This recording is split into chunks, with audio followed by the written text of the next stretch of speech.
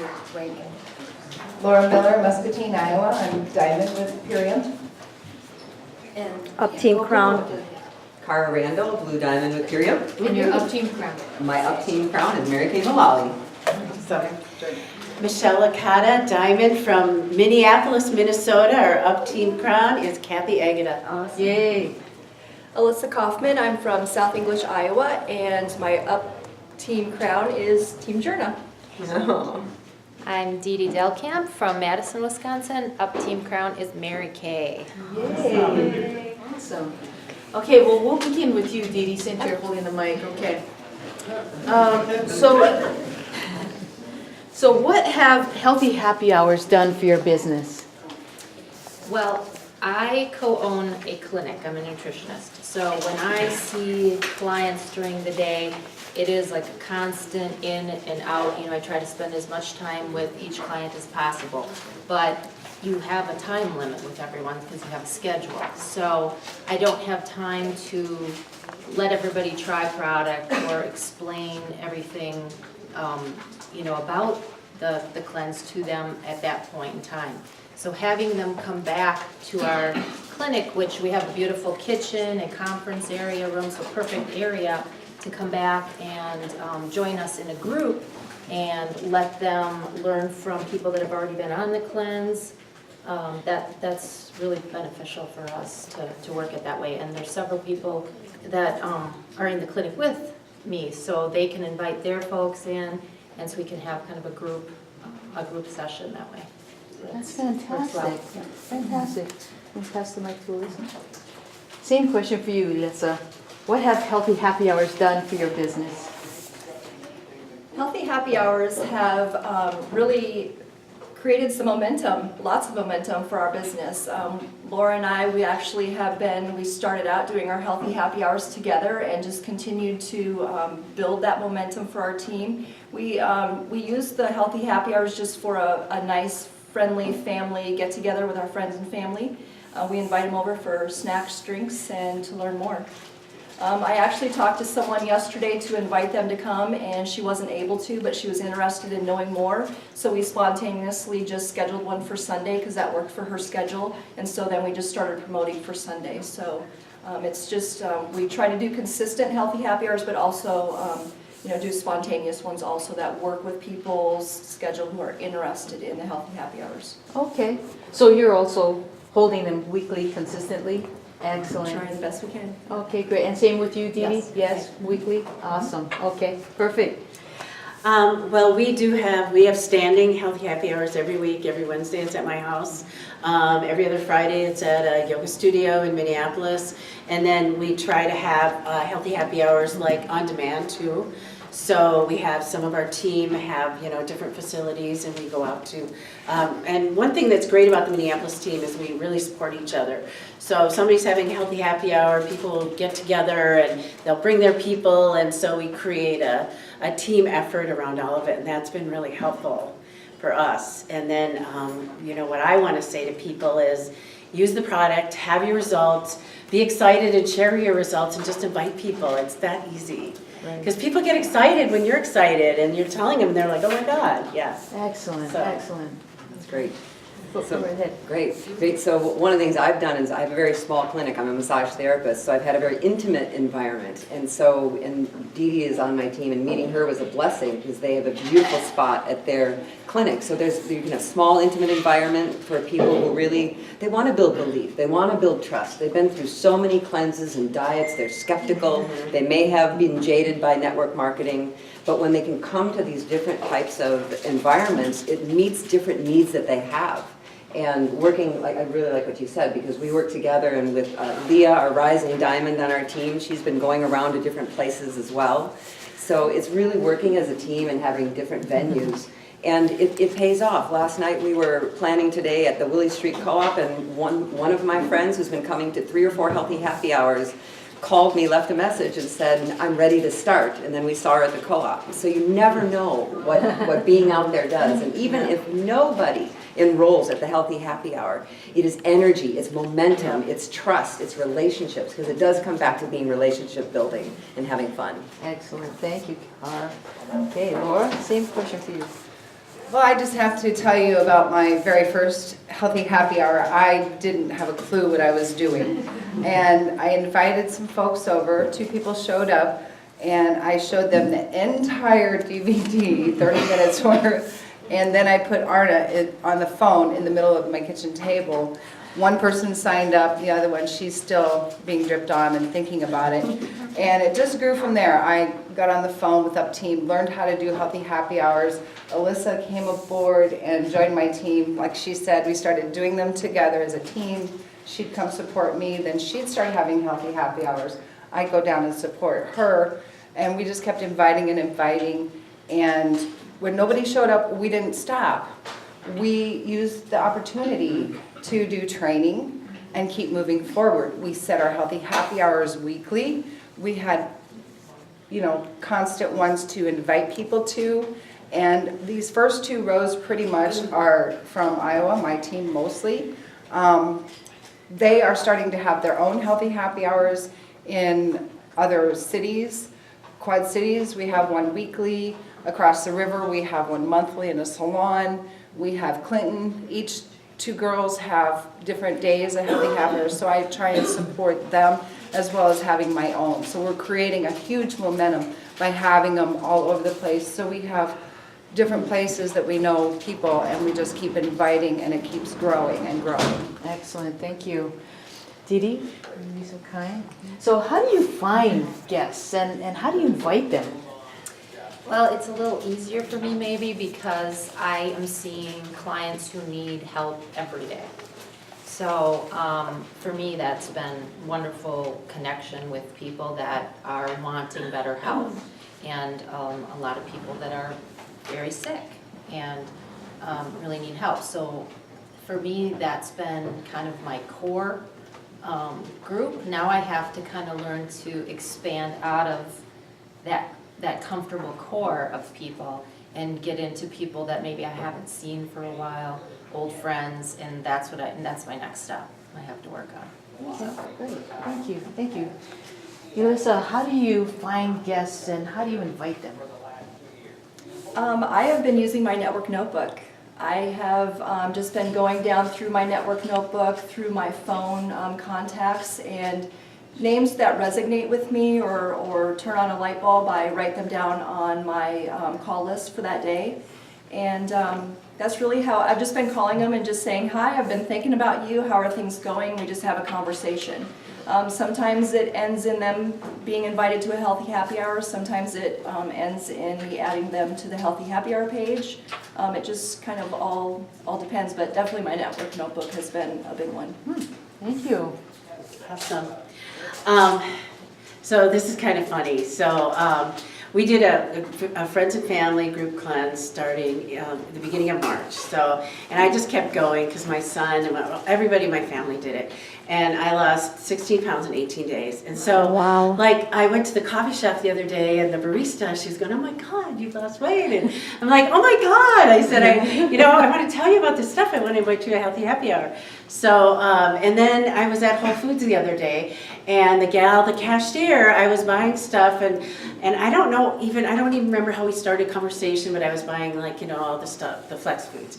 And I said, yeah, I'm writing a cookbook for Flex Foods, and it's this amazing cleanse, and so I give her a brochure, and so it's just like, and then our Green Diamond, Pat Vizina, who's amazing, she gets on the phone and she coaches me, like, when I'm kind of, because, sometimes you get in a slump.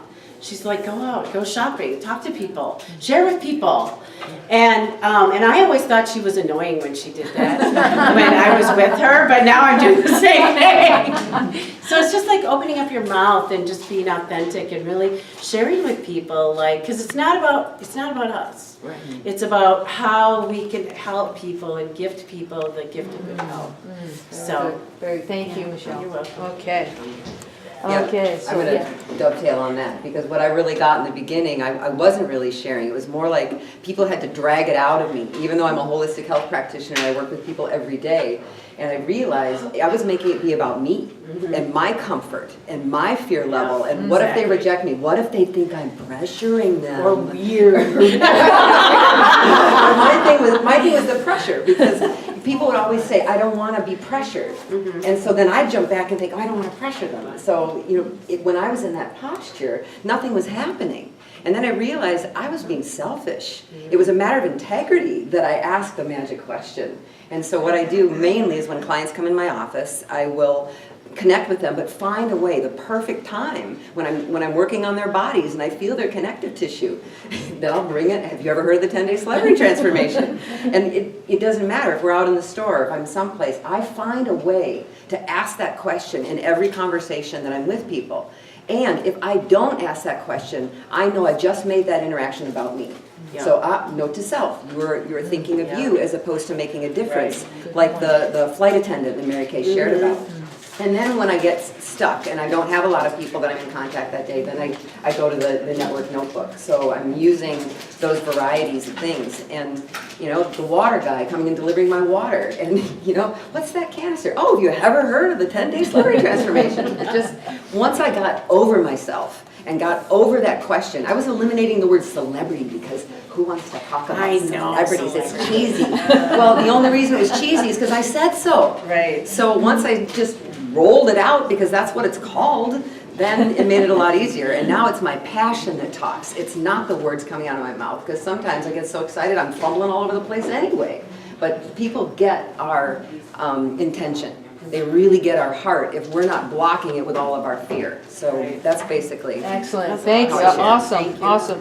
So I'm going to change the question here, Laura, okay? So what are several tips that you have for hosting a successful Healthy Happy Hour?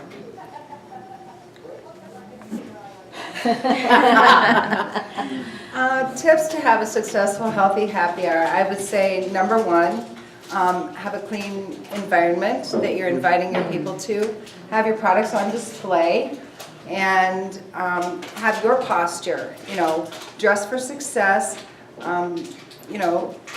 look good, feel good, and don't have your dogs in the house. I made that mistake before.